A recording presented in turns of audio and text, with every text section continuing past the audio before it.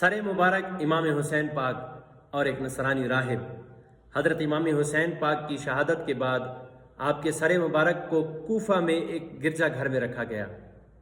ایک نصرانی نے آپ کے مبارک سر مبارک کو دیکھا تو لوگوں سے پوچھا یہ کس کا سر ہے؟ لوگوں نے بتایا کہ یہ فرزند رسول، نواسہ رسول، امام علی مقام امام حسین پاک کا سر مبارک ہے۔ تو اس نصرانی راہب نے کہا تم بہت برے لوگ ہو، تم نے یہ کیا۔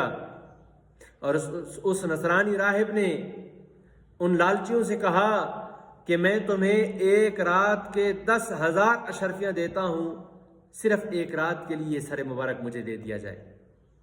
وہ لالچی اس بات پہ رضامند ہوتے ہیں اور سر مبارک، سر اقدس اس نصرانی راہب کو دیتے ہیں۔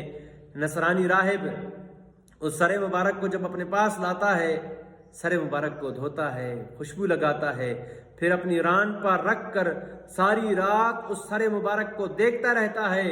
اس سر مبارک سے، اس مبارک سر سے، اس نورانی سر سے، نواسہ رسول، فرزند رسول کے سر مبارک سے ایک نور روشن ہوتا ہے اور وہ نور آسمان تک بلند ہوتا ہے۔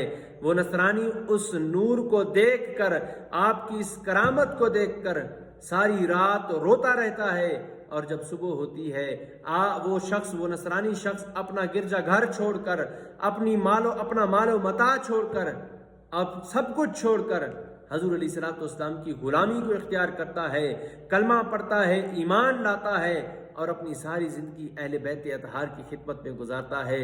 لجپال گھرانہ ہے، نگینوں کی لڑی ہے، اس گھر کی غلامی بھی حکومت سے بڑی ہے۔ لوگ پریشان ہیں، یہاں باغ فدق پر، وہاں جنت زہرا کے قدموں میں کھڑی ہے۔